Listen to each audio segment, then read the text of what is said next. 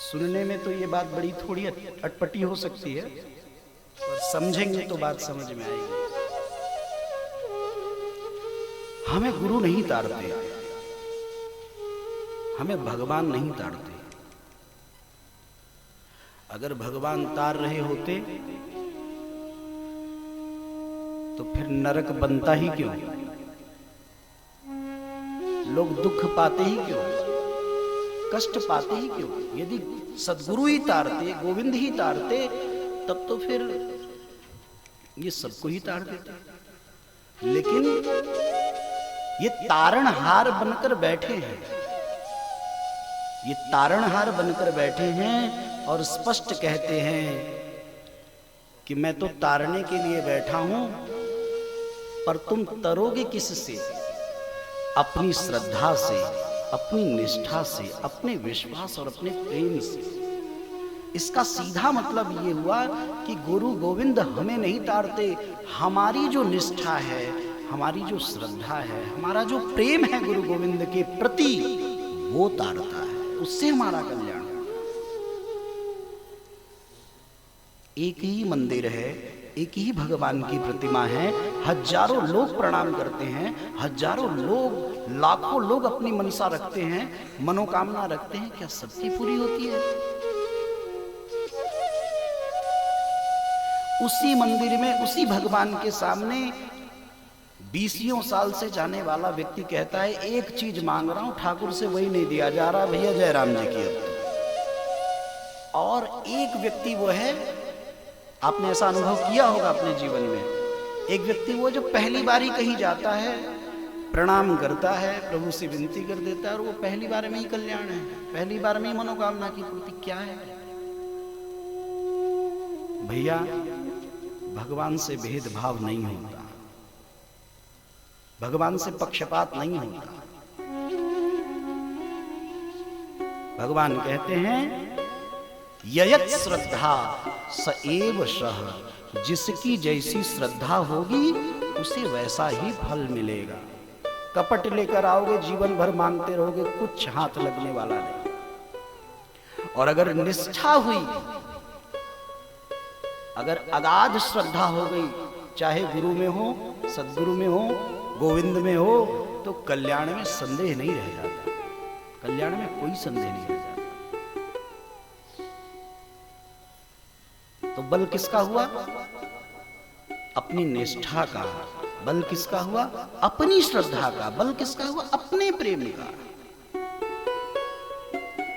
एक गांव में एक ढोंगी पहुंचा, पाखंडी, सोचा बड़े सारे उपाय कर लिया हूं, रुपया पैसा कमा नहीं पा रहा हूं, चलो चोला रंगा लेता हूं, कुछ भगवे वस्त्र पहन लेता हूं, कुछ माथे को टीके से सजा लेता हूं, माला लेकर राम राम करेंगे और दूसरों को ठगेंगे। गांव में आ गए,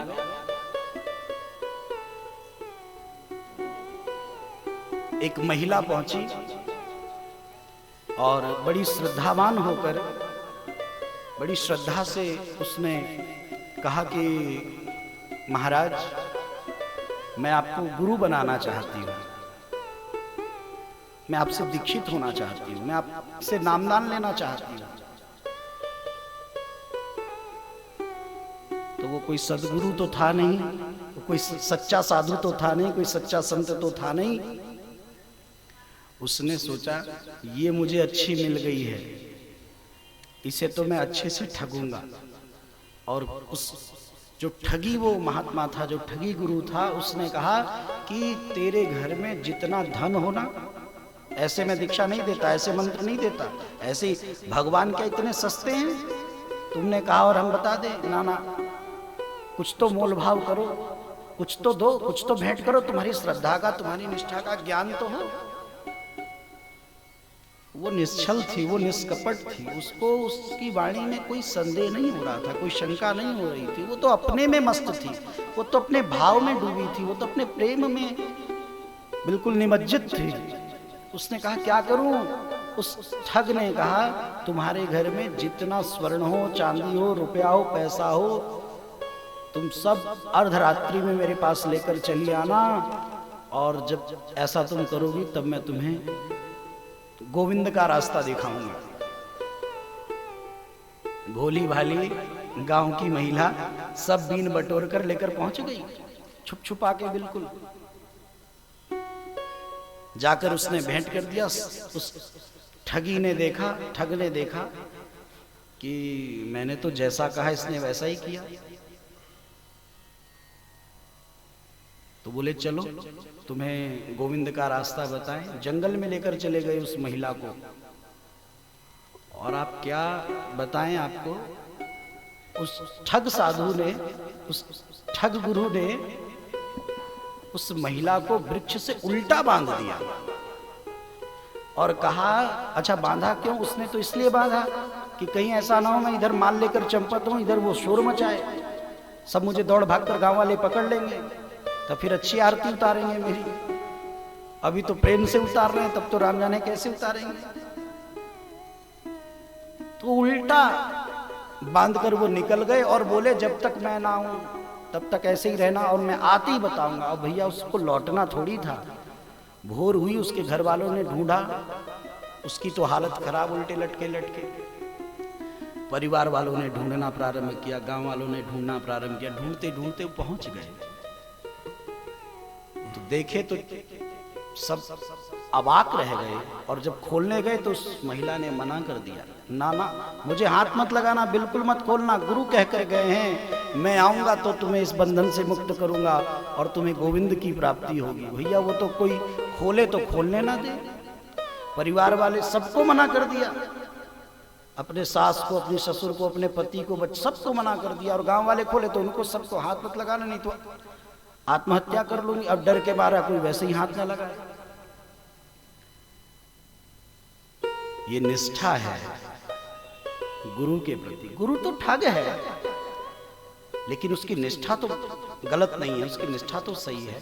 तो उसने उसकी निष्ठा पर गुरु को तो रीझना नहीं था, क्योंकि वो गुरु थे ही नहीं, गोविंद रीझ गए। बैकुंठ में बैठे भगवान देखे भैया ये तो थोड़ी देर और लटकी रहेगी तो मर ही जाएगी, थोड़ी देर और लटकी तो मर ही जाएगी। भगवान आए वेश बदल कर, और भगवान ने कहा कि भैया ला मैं तुझे खोल दूं। नहीं, आप कौन हो? आपको तो मैं जानती ही नहीं। जब मुझे मेरे अपने नहीं मुक्त किए, मेरे कहने पर मैंने मना किया, उन्होंने मुझे मुक्त नहीं किया, आप कैसे मुक्त कर सकते? आपको तो जानती नहीं। भगवान ने ऐसी कोई लीला रची, सब चले गए थकार कर, तो भगवान बोले मैं ही भगवान हूं। वो जो तुझे बांध कर गया है वो तो ठग था, पाखंडी था, वो कोई साधु, कोई संत, कोई महात्मा नहीं था। उस स्त्री ने उल्टे लटकते हुए कहा वो ठग था, वो कैसा था ये तो मैं नहीं जानती, पर उसके प्रति जो मेरी श्रद्धा है, जो निष्ठा है, वो तो ठग नहीं है, वो तो उसमें कपट नहीं है। भगवान बोले इसीलिए तो मैं प्रकट हुआ हूं। तेरी श्रद्धा और तेरी निष्ठा सदगुरु के प्रति ऐसी देखकर भगवान अपने रूप में आ गए। तब भी कहा कि मुझे भरोसा नहीं होता, बड़े सारे बहुरूपिया घूमते हैं। तो उस महिला से भगवान ने पूछा तो छूटेगी कैसे, तू ये बता। उसने कहा मुझे तो मेरे सदगुरु ही आकर खोलेंगे, मैं तभी छूटूंगी। भगवान बोले ये लो, एक तो हम बचाने आए हैं, ऊपर से अब चले उस ठग को ढूंढे, वो कहां पता नहीं कहां चंपत हो गया है माल खजाना लेकर। लेकिन गोविंद है, भगवान उसे पकड़ कर लाए। चल भैया उसे तू उल्टा लटका कर लाए, खोल तो सही। वो आया ठग, उसने गांठ खोली, वो महिला उतरी। पहला प्रणाम किसे करना चाहिए? गोविंद खड़े हैं ना, लेकिन उस स्त्री ने सर टेक कर प्रणाम किया उस ठग को, जो उसकी दृष्टि में गुरु था।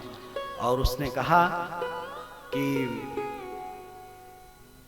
हमारे लिए तो आप ही सदगुरु हैं, क्योंकि आप अगर ना होते तो भगवान वैकुंठ छोड़कर धरती पर मेरे लिए थोड़ी उतरते। तो श्रद्धा तारती है, निष्ठा तारती है, विश्वास तारता है।